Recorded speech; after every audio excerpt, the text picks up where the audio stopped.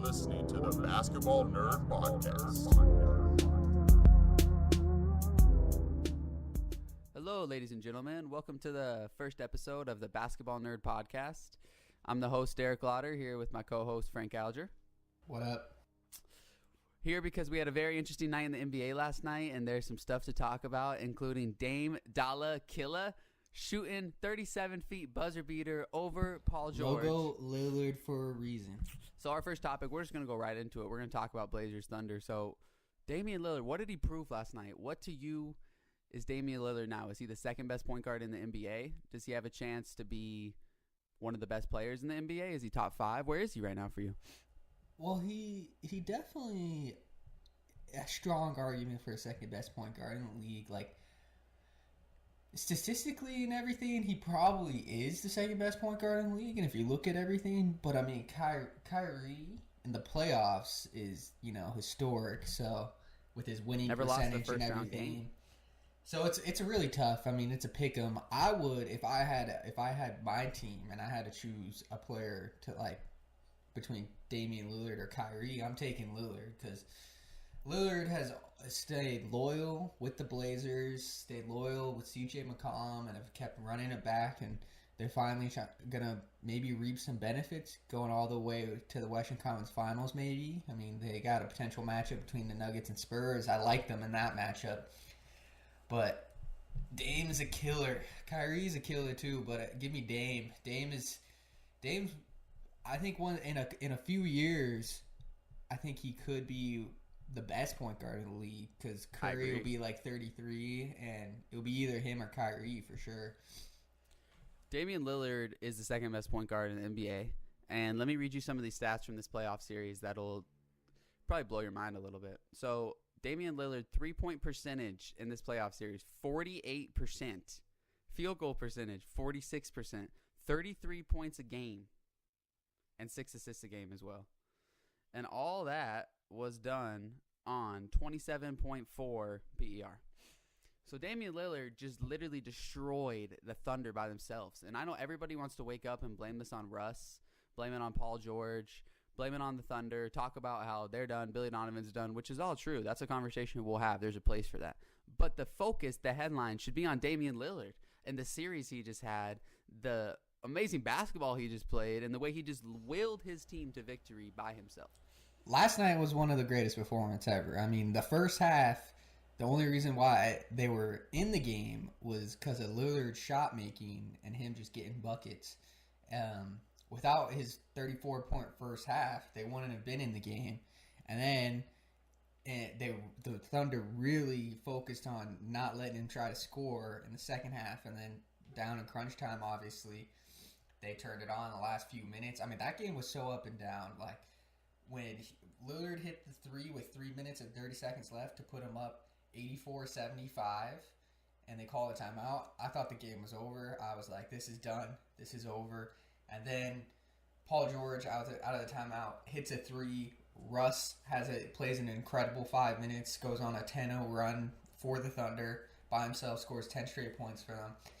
And then they're up 15 with under 7 minutes left. And something crazy over this regular season was the winning percentage. If you're up 15 with less than 7 minutes left, you basically don't lose, this entire year. And I mean, if you look at, course of history, I mean, you're up 15 in less than 7 minutes. You're not going to lose that game. And the Blazers so back and forth. I thought the game was over then, too. I thought the Thunder had it.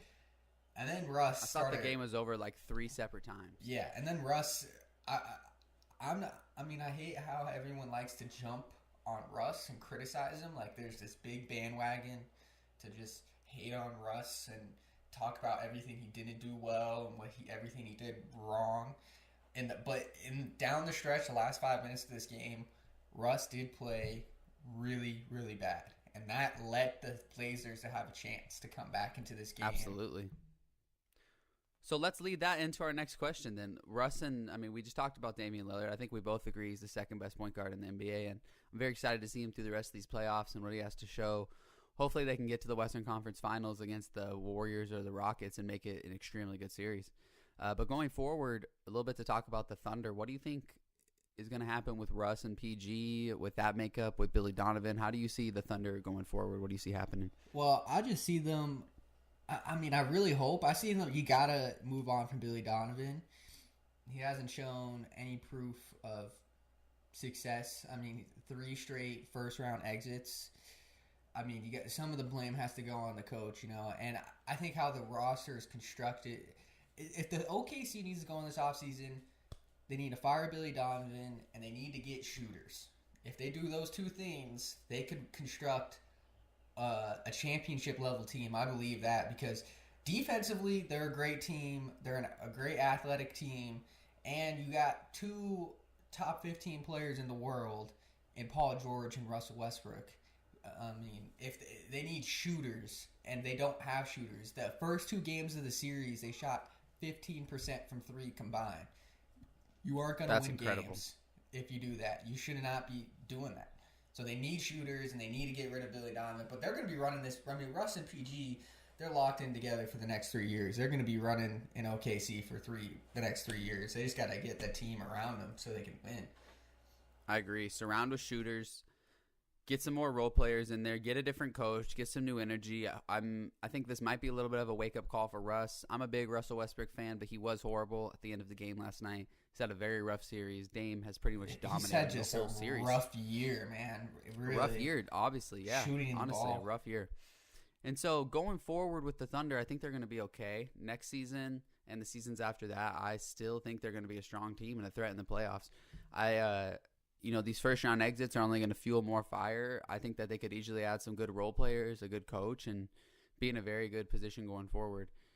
How far do you think the Blazers go in this playoffs? If I had to guess, if the matchup ends up being Blazers-Rockets, I'd have a very hard time seeing that not go to 7. And if the matchup ends up being Blazers-Warriors, I'm not sure. It just depends how the Warriors are playing basketball at that time. But what do you think? How far do you see the Blazers going? I mean, I think a lot of people, after this performance and everything, feel like they'll either beat the Nuggets or Spurs. I think if they play the Nuggets, which is probably what it's looking like, that's going to be a really, really tough series. Like, the Nuggets are super underrated. And everyone was so quick after Game 1 to jump, and Game 3 jump on the bandwagon. Oh, the Nuggets are pretenders. I see Nick Wright on Twitter saying they're the worst 2 seed, like the biggest, they're fake basically. They're not really a good team in a sense, or like a real contender. They're a really good team. So, I mean, this is their first time ever being in the playoffs, any of them, outside of Paul Millsap. So, they're extremely young too. So, I think that would be a really tough series. I would probably take the Blazers, and I think the Blazers would have a chance against the Rockets. The Warriors, I mean, I'll give them a long shot chance, but honestly, I think the ceiling is probably a Western Conference Finals appearance. Maybe they could, if they pull the upset and shock the world and go to the finals, that'd be awesome. I'm kind of rooting for it after watching Lillard. He's made me a huge fan, but I think Western Conference Finals is their ceiling this year. All right, so moving into our next topic is a team that I think both of us hold pretty dear to heart. We're both fans of the Phoenix Suns. We're not going to hold anything away from the audience here, but the Phoenix Suns did fire their coach, Igor, yesterday, and it was considered by many a very bad move that, like the Suns around the league who think the Suns are very dysfunctional, which they are, but it was generally considered a move that wasn't favorable, and many think that Igor should have been brought back for another year, and that this shows the Suns' dysfunction, mainly because 5 coaches in 5 years. People think we're wasting Booker's best years. All of this is valid, but this is the general perception around the league. Draft's coming up, off-season's coming up. How do you feel about this move as a Suns fan, firing Igor?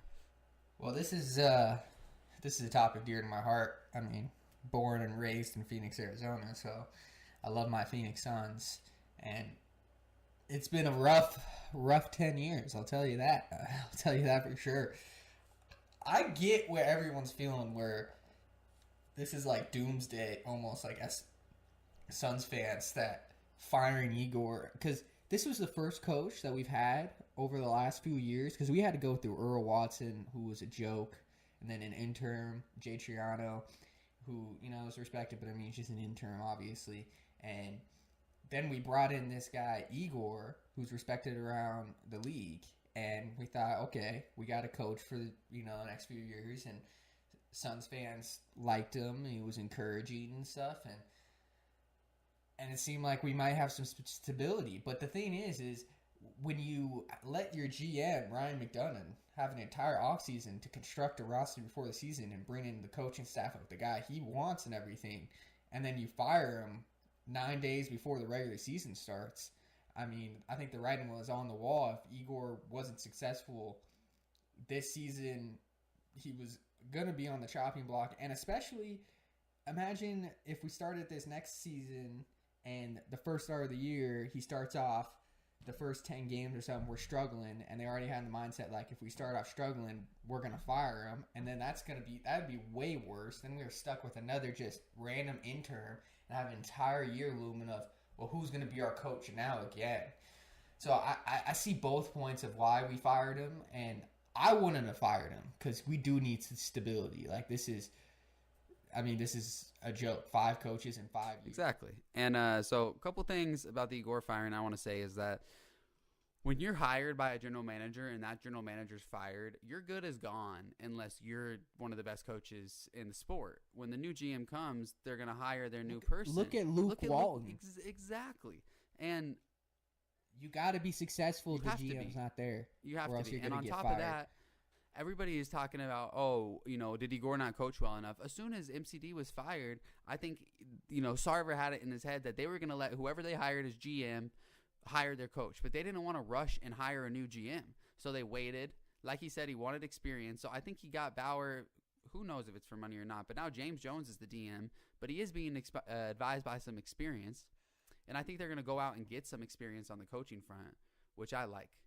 I liked Igor, but I like experience. And if Booker's fine with it, then I'm fine with it. We won 24 games a year ago. Then the Suns got the number 1 pick, DeAndre Ayton, who gave you 16 and 10 on high efficiency. Right. Added Trevor Ariza, an established veteran, a good player, and added some other pieces like Jamal Crawford and stuff. I mean, we still had our point guard situation was a joke last year. It wasn't any better this year, which was a big reason for us being, not good again. And then we lose 5 more games. I just don't see how we can regress from getting the number 1 pick and adding a couple players. Even though we didn't add a point guard, we shouldn't have regressed. And Igor deserves some blame. Igor showed some promise with Dragan Bender at the end of the year and a little 8-game stretch. You can give him credit for Oubre playing the best basketball of his career, I guess, if you want. I disagree with that. I think Oubre just finally got his opportunity to start and everything and show what he can really do. And this was Oubre's, he just got traded last year his contract, on his rookie deal. He had the ball to, show that he was worth something, and he did. And he's going to get a big contract in the offseason because of that. And, yeah, I'm cool with Igor being fired. I would have liked to not had him fired, but it is what it is. I think we would have fired him after next season anyways if it went poorly, or mid-season. We weren't committed to Igor. If we weren't committed to Igor, cut it off. Let's get a coach where we're if we get Monty Williams, for example, we're going to be committed to him. We're going to be committed to him for at least 3 years minimum. Well, you got to let the GM do their thing and hire their coach. And what you said earlier to your point about we would have just fired Igor and had another interim coach. Yeah, I didn't want that. Nobody wanted that. It was a bad look. So by keeping Igor this whole season, I really am a believer that Igor was gone within the first month of the season. Sarver and Jones knew that Igor was gone. And the Suns played so well. We played so well after the All-Star break. People don't understand that. We didn't play, I'm not saying championship level basketball, but we finally played basketball that was promising to watch and looked good and culture and improving. And we finally looked like we had some experience. We need to get some experience that people respect in the coaching. And Monty Williams will come in. Young players like Devin Booker, DeAndre Ayton will respect him. Hopefully they can do something very good for DeAndre Ayton's defense that has been struggling a little bit. And as far as I'm concerned, I'm okay with the Igor firing. Like I said, if the players are okay with it. And the lack of backlash that we've heard regarding the firing makes me think that maybe everybody is not so bummed this happened on the roster. And so I'm okay with the Igor firing. I don't think that the Suns' future next year was that impacted by Igor or whoever we hire. I hope whoever we hire can give us more wins than Igor would have. And I really think the Suns have a chance to win 30 games next year, especially depending on what the lottery goes. When lottery comes, we'll have a lot more discussions about the Phoenix Suns, that's for sure. So moving on from Igor, we both kind of agree that Igor's firing isn't that big of a deal, isn't that big of a problem as far as the Suns go, and that next season is not that impacted by it. What do you think is a successful season for the Suns next year?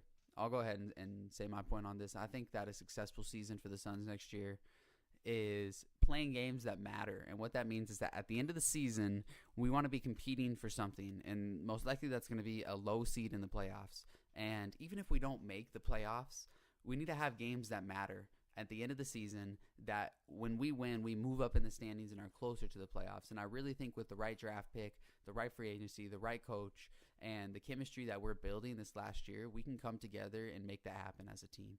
And more than just think, I really, really hope. It's been such a long journey of nothing to cheer for.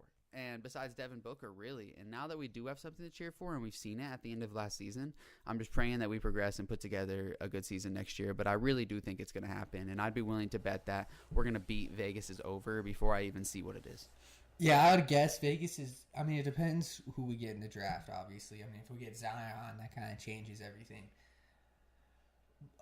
The success for me would be start small. It's just 30-plus wins. That's all I want is just 30 wins, man. Like, just get 30 wins. Like, 30 wins will feel like a lot to Suns fans and the players. So, hopefully they can overachieve and actually do be playing in, like, legit meaningful games at the end of the year. Kind of like the Sacramento Kings this year. We're playing in games where you could potentially make the playoffs in the last few weeks of the season. So, it feels like you're playing in really meaningful games. That would be an ultimate success. But I'd start small. You've been so bad for so long. 30 wins would be massive for this franchise and the players, I believe. I believe we can do that, too. I mean, I believe that's very, very feasible. I think we definitely can do that. And I just want to say, shout out to Devin Booker, who is sticking with an organization and has said several times how much he likes Phoenix and is going to stick with Phoenix and loves Phoenix. That really hasn't given him much to work with since he's been here, and he's been nothing but spectacular. Well, I mean, what is he supposed to say right now? I mean, he just signed last offseason his contract extension for the max. I mean, there's a lot of people who could handle it differently than he does, though. Yeah, I mean, as a young, I mean, he's still 22, so like when you get drafted, you're pretty much locked into your team for like 8 years. Like Anthony Davis, when he was saying how he wanted to play in New Orleans forever and stuff when he was 22, 23, and after he signed his first contract. KD was the same way. After he signed his first contract outside of his rookie deal with the Thunder, I want to play in Oklahoma City forever. Yeah, but don't you think that both those players would have stayed if surrounded by good teams? If this KD and AD? Anthony Davis? Yeah. Well, Kevin Durant was. Kevin Durant was one game away from going to the finals. But Kevin Durant's a unique situation. Anthony Davis was a good example because the Pelicans never gave him a real team around him to contend for a championship. And that could be Booker in a few years. And Booker could be like, I think Damian Lillard is a good example, too. Well, Lillard, since he was a young player, they had LaMarcus Aldridge, and they were making the playoffs. They've made the playoffs, I think, every year of Lillard's career besides one. Yeah, but Lillard could have bounced from Portland. I mean, he could have. He could have, and it's a small market, and he's big time, and he could have made it clear that he wanted to by now. They were making the playoffs, but they were never there was never a year that we seriously thought they were going to win the NBA championship. So what are your best potential hires for the Suns going forward if we don't get Monty Williams? Well, reports say the Suns are interested in Vanderpool, Blazers' assistant coach. I don't know much about him, but he is respected around the league. He's been with the Blazers for a while, so I really want Monty Williams. That would be nice. A lot of Suns fans, rightfully so, are negative and think, oh, we're not getting Monty Williams. You go to the Lakers before you would ever consider us, which I don't know if that would be the case. I mean, you go coach the Lakers and LeBron James, the expectation is championship or bust. If you go to the Lakers and don't win a championship, your job's going to be on the line, honestly. And if you come to the Suns, the expectation is just win 30-plus games. So if you win 30, 35 games, you're very successful and got job security for the next couple of years for sure. That's all this. If a coach comes in and we win 35 games, Sarver and our GM and everyone is going to back him, and we're going to finally have stability. But we keep on bringing in a different coach and keep on winning no games. And I mean, how the roster's constructed and everything. But now our young players are finally getting older. So whoever we bring in, I have confidence that we're going to show positive signs and progress. And that will give us the confidence to support our coach and create some stability. Completely agree. We need stability. And by bringing in a coach with experience that is likely to have a successful season, you're going to give Sarver a better environment to possibly create it. He's just hired himself a GM in James Jones that you can argue that he has no experience, but he's been with the organization. And Sarver trusts him. And if it is continuity, and that's what it takes between the coach, the GM, and the owner for this organization to be successful compared to chaos between them, then I'd rather the continuity, and I'd rather them on the same page. And so I hope that something else, overall, 5 coaches in 5 years, every coach we've hired had no previous coaching experience besides Alvin Gentry way back in the day. Yeah, that's incredible. Yeah, hiring Monty Williams would be nice. Experience, coaching experience, I should say. They all have assistant coaching experience. Yes. And everything. Yes. Except for Earl Watson, which is the biggest joke. But besides that, I mean, one dude that I really hope we don't go for is Jason Kidd, which I don't think we're really looking at him, but that would be devastating if we hire Jason Kidd. I do not want Jason Kidd.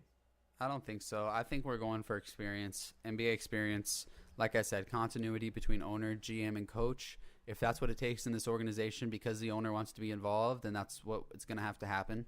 But one thing's for sure, next season, we've been saying this for a little bit, but next season really is make or break. If we're trash next season, it's bad. It's really bad. But I think next season's going to be make compared to break, and I think that we're going to excel and win 30 games. I really believe that we could win 30 games, and I really think we could possibly even be in games that matter at the end of the season. And I think that is really the ultimate goal, get Booker and everybody that experience, and that'll fuel the culture, fuel the defense. People don't understand that defensive effort, a lot of our players are considered not great at defense and not great defensive effort. People list Devin Booker, DeAndre Ayton should be better at defense, you can say. When you play for the worst team in the league and you have nothing to play for, and arguably at some years we even wanted to lose games, how do you expect these people to go out and just be dogs on defense every night? I mean, it's hard to do. And I think when we're in games that matter, we're competing, and we do have a culture, we're going to see a step up in the defense of Booker and Ayton, and I think it's going to just be contagious all around.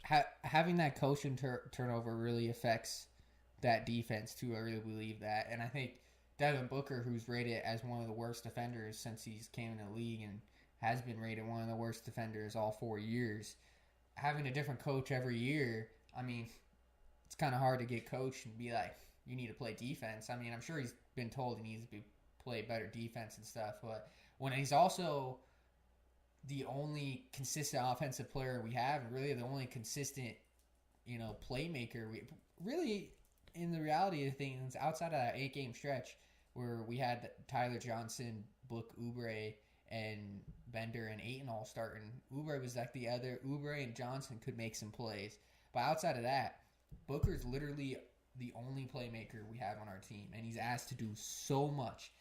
And any time a team plays the Phoenix Suns, their whole game plan going into that game is, how do we stop Devin Booker?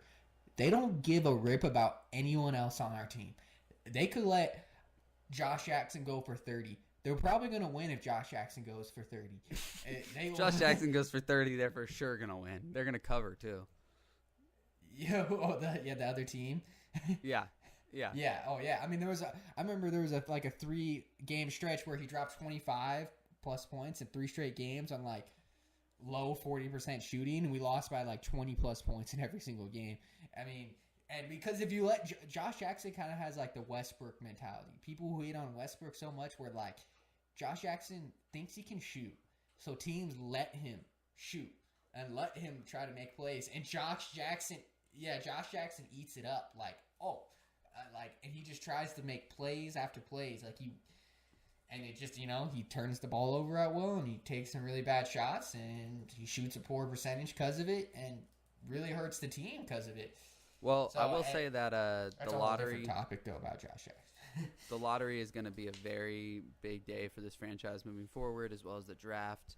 I like our future with Zion or Ja. I think Zion more immediately. But I'm not going to plan on our one pick. I'll hold for it. But if we don't get it, I do like the way that the franchise is going, looking like they value John If we get Zion, dynasty alert. Yeah, I'm with it. If we get Zion, I'm excited.